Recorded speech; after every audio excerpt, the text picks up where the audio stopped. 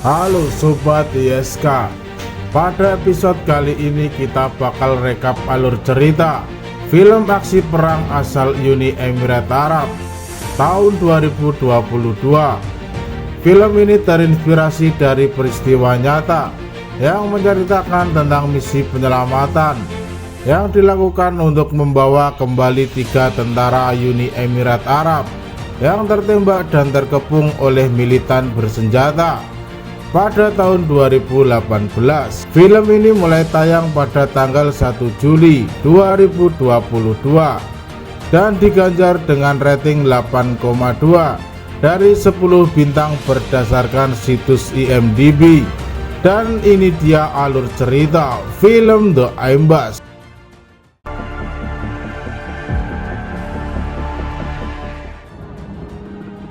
Opening movie diawali dengan video asli saat perang Yaman yang berbasis di Mocha pada tahun 2015.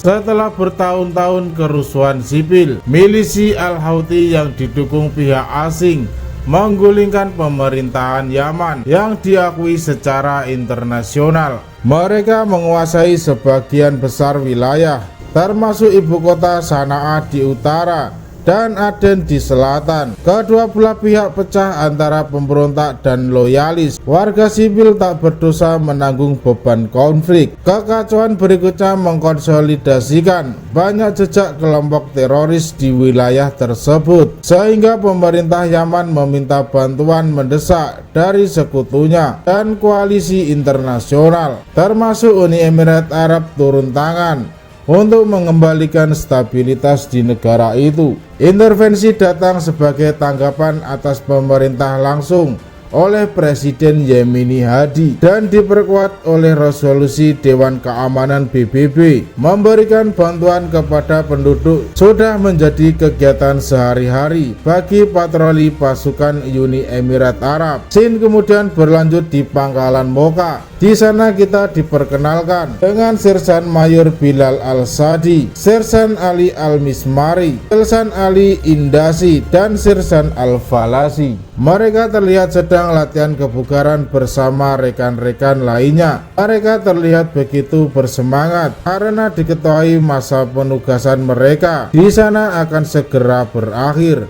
dan minggu depan mereka akan dijadwalkan untuk pulang. Sementara itu di tempat terpisah kita diperkenalkan dengan Sayari dan Balusi. Mereka berdua adalah anggota dari tim medik sosial latihan. Ali terlihat sedang membuat patung kuda dari kayu.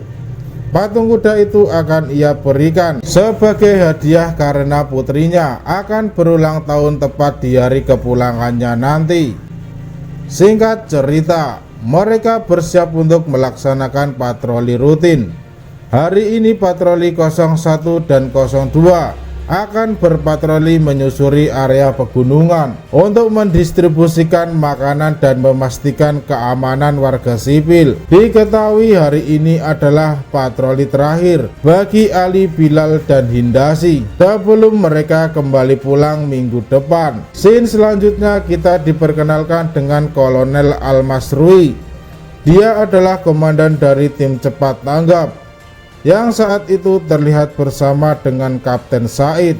Diketahui Kolonel Al-Masrui minggu depan akan berangkat untuk ikut ujian promosi. Untuk itu ia merekomendasikan Kapten Said untuk menggantikan posisinya.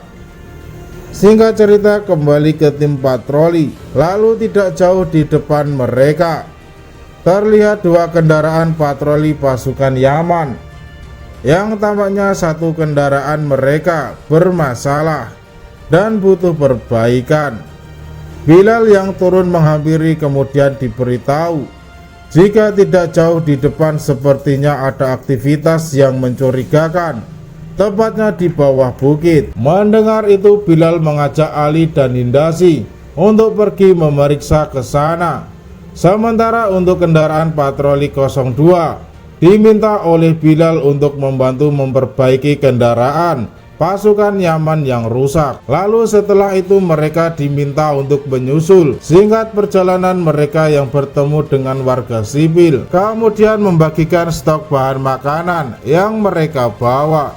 Pada kesempatan itu Bilal diberitahu jika semalam mereka mendengar suara tembakan dari balik bukit. Dengan segera mereka bertiga kemudian bergerak ke sana untuk memeriksa. Lalu tidak lama kemudian kendaraan pun terhenti dan boom.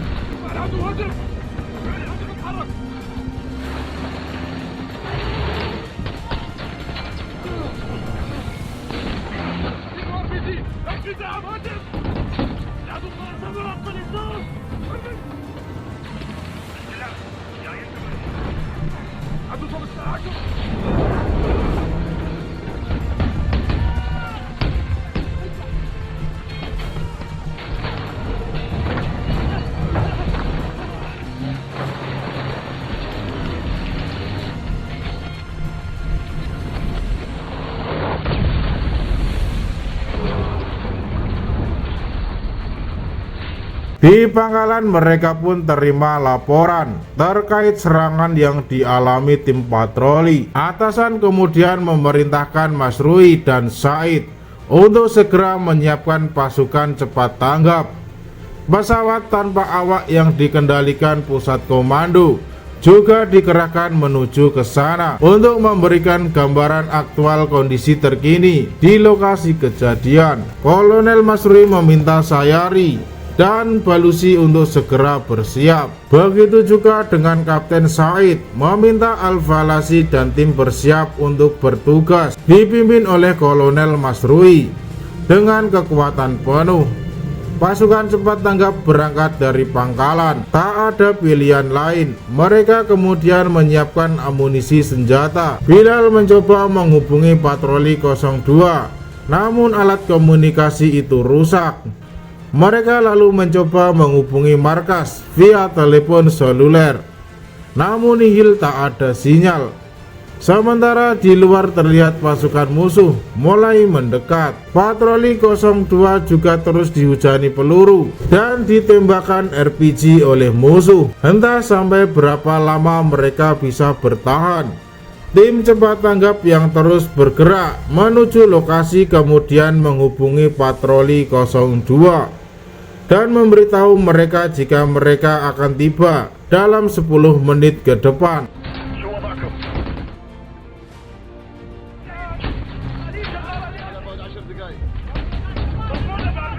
Komandan pasukan musuh yang mendekat ke patroli 01 meminta anak buahnya untuk merekam video aksi serangan mereka.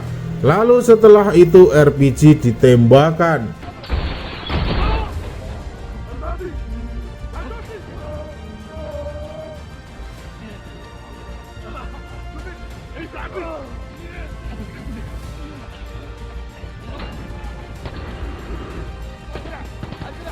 Setelah itu pihak musuh menanam ranjau darat di beberapa titik di jalan untuk menyambut kedatangan pasukan cepat tanggap. Sementara itu Hindasi tampaknya terluka parah akibat dari tembakan RPG. Tim cepat tanggap sudah berada makin dekat dengan lokasi. Pihak musuh yang melihat itu kemudian menyiapkan serangan mortir. Mortir pun ditembakkan.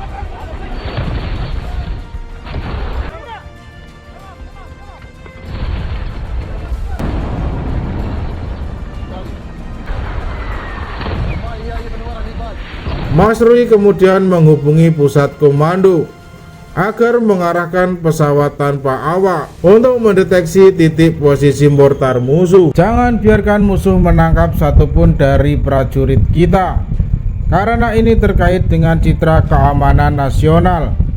Dia kemudian memberikan semangat dan motivasi kepada seluruh pasukan. baik tim cepat tanggap maupun tim di pusat komando. Untuk semua stasiun di sini komandan berbicara, rekan kita di patroli 01 masih terjebak dan terus diserang oleh musuh. Dan rekan-rekan kita terkepung. Kita harus membawa saudara-saudara kita pulang, apapun yang terjadi. Di saat yang sama HP Bilal mendapatkan sinyal. Dengan segera ia kemudian menghubungi rekannya yang ada di pangkalan dan menanyakan apakah pasukan cepat tanggap darurat sudah bergerak untuk menyelamatkan mereka. Semoga pasukan cepat tanggap segera tiba di sini, kata Bilal, karena Hindasi terluka parah setelah dirasa aman. Masrui meminta rekannya untuk bergerak maju ke depan. Di sepanjang jalan anehnya pihak musuh sama sekali tidak menyerang mereka. Begitu juga di patroli 01, pihak musuh menghentikan serangan. Rupanya pihak musuh dengan sengaja tidak menyerang untuk memancing pasukan cepat tanggap memasuki wilayah mereka. Dan setelah makin dekat, mortar pun kembali ditembakkan. Masrui dan tim berhasil menghindar dari beberapa kali ledakan. Ternyata Masrui dengan sengaja memasuki perangkap musuh. Hal itu ia lakukan untuk mengetahui di mana titik mortar ditembakkan musuh.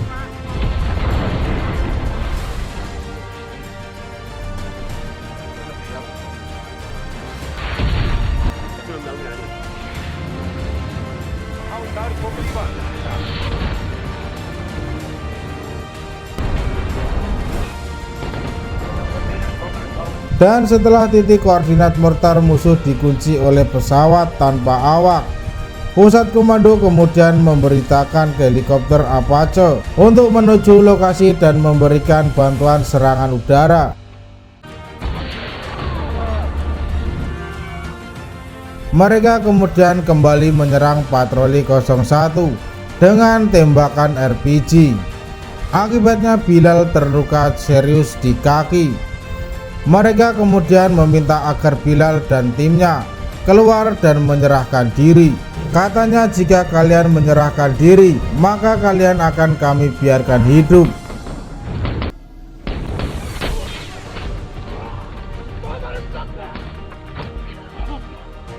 Lanjut, pihak musuh kemudian membakar minyak di bawah mobil untuk memaksa mereka keluar dengan asap. Kembali ke tim cepat tanggap, Kapten Said menghadap Masrui. Dia meminta izin agar dia dan beberapa pasukan bergerak maju terlebih dahulu. Mendengar itu, demi keselamatan Bilal dan timnya, Masrui pun mengizinkan Kapten Said. Dua kendaraan pun bergerak maju. Kapten Said dan Falasi bersama dua rekannya Ali kemudian menghubungi istrinya dan menanyakan bagaimana hasil periksa ke dokter. Istrinya kemudian memberikan kabar bahagia jika dia tengah mengandung anak ketiga mereka. Mendengar itu tentu saja Ali makin bersedih karena belum tentu ia bisa bertahan hidup dan bertemu lagi dengan keluarganya. Setelah berbicara dengan istrinya, dia kemudian meminta Bilal untuk bersumpah agar menjaga anak-anaknya jika ia tidak berhasil pulang dengan selamat. Dan Sayari bersama Balusi, pihak musuh yang mengetahui kedatangan tim cepat tanggap, kemudian memberitahu komandannya, dan komandannya pun bersama beberapa pasukannya pergi meninggalkan Bilal dan timnya. Melihat itu adalah kesempatan bagi Bilal untuk segera keluar dari kendaraan. Gumpalan asap hitam menjadi keuntungan tersendiri buat mereka terhindar dari tembakan penembak jitu.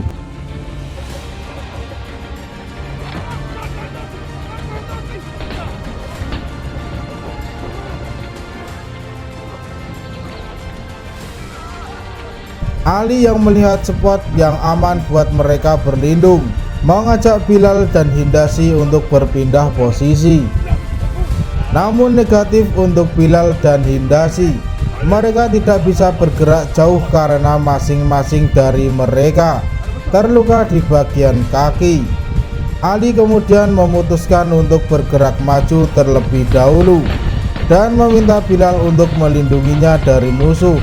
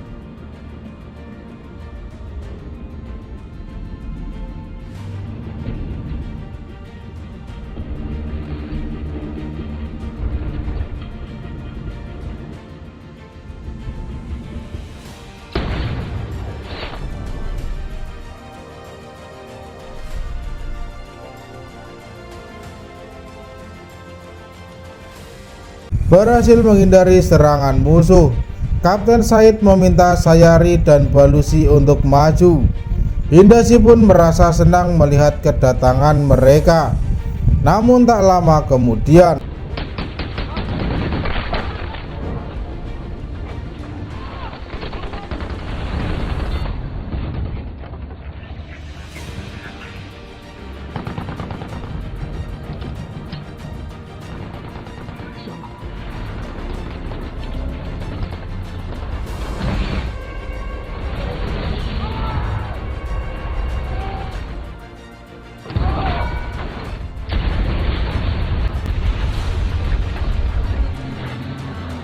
dua kendaraan penolong itu pun rusak parah. Said kemudian melaporkan kepada Mas Roy jika kendaraan mereka rusak parah, terkena ranjau darat. Lalu tak lama kemudian terlihat musuh mendekat dan menyerang mereka. Hindasi lalu mengatakan kepada Bilal, "Tamat riwayat kita akan mati di sini." Namun Bilal tetap memberinya semangat dan mengatakan kita akan baik-baik saja. Tim cepat tanggap akan datang ke sini menolong kita. Dan benar saja, dari kejauhan terlihat helikopter Apache sudah tiba di sana.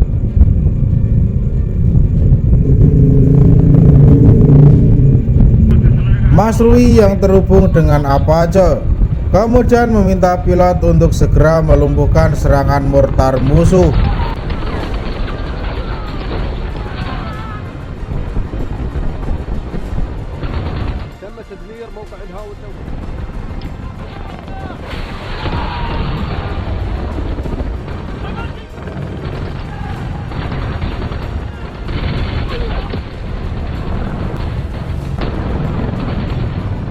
Dan musuh yang berfokus dengan Apache dimanfaatkan kesempatan oleh Valasi dan tim untuk menolong Kapten Said dan mengamankannya masuk ke dalam kendaraan.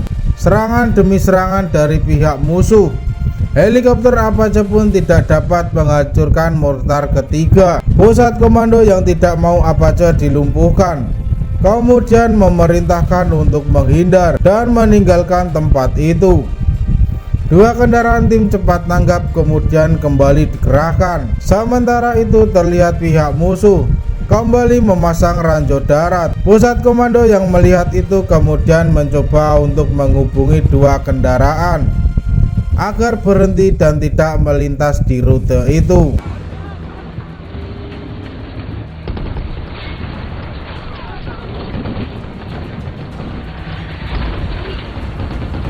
Mas Rui juga mencoba untuk memberitahu mereka, namun sialnya alat komunikasi di kendaraan itu bermasalah, sehingga mereka pun terus bergerak maju.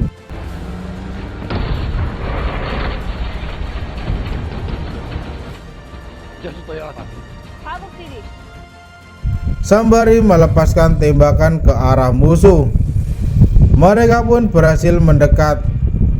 Sayari dan Balusi yang melihat dua kendaraan itu berharap banyak agar mereka segera diselamatkan.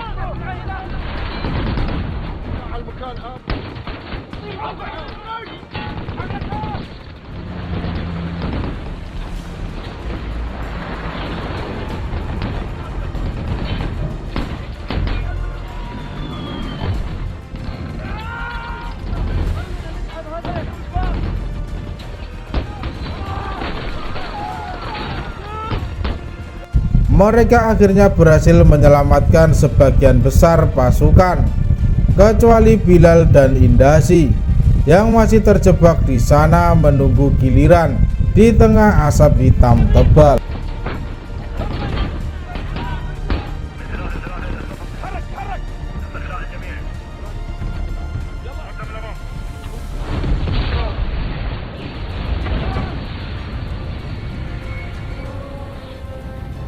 Tembakan RPG kembali melumpuhkan satu senjata mesin.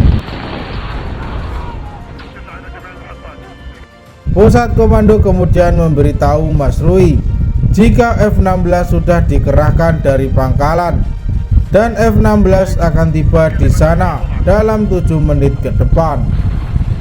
Untuk itu ia diminta segera mengevakuasi semua pasukan dan pergi meninggalkan tempat itu. Mendengar itu, Masrui kemudian meminta kendaraan yang sudah mengevakuasi pasukan untuk mundur dan dilindungi oleh kendaraan yang masih berfungsi dengan baik. Mereka kemudian langsung bergegas pergi. Samar-samar hingga tak jelas Indasi melihat tubuh Ali yang sudah tidak bergerak sama sekali. Ia kemudian mengatakan, "Sepertinya kita tidak akan bisa pulang dengan selamat. Musuh terus menyerang." Lanjut, Kapten Said kemudian memberitahu timnya untuk bersiap-siap pergi menolong Bilal dan Indasi serta beberapa rekan lainnya yang terjebak dalam kendaraan. Sementara ia sendiri akan pergi melumpuhkan penembak jitu musuh. Said kemudian memberi kode sinyal kepada Roy. Lalu setelah itu tembakan asap di udara pun dilepaskan menggunakan asap tebal sebagai perlindungan mereka. Ia pun langsung beraksi.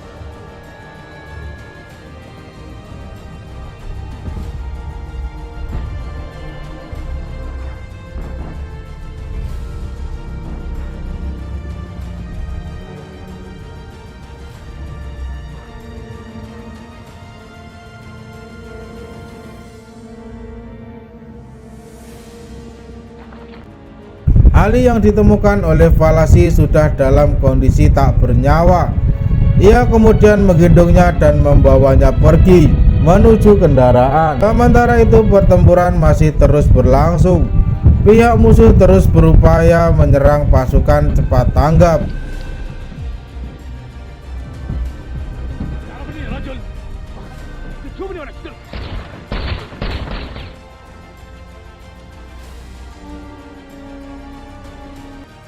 Falasi yang menggendong Ali akhirnya berhasil mencapai kendaraan Masrui.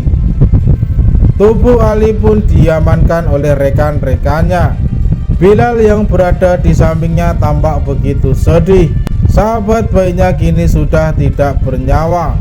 Semua pasukan naik di kendaraan termasuk Kapten Said yang menyusul naik. Namun si botak masih terus melepaskan tembakan hingga amunisinya habis. Mereka pun akhirnya berhasil menjauh pergi. Lalu tak lama kemudian F-16 mengonfirmasi jika mereka sudah berada di dekat target sasaran. Masrui pun memerintahkan untuk menjatuhkan semua bom yang mereka punya. Sementara itu pasukan si botak yang tersisa terbirit-birit lari pergi meninggalkannya seorang diri.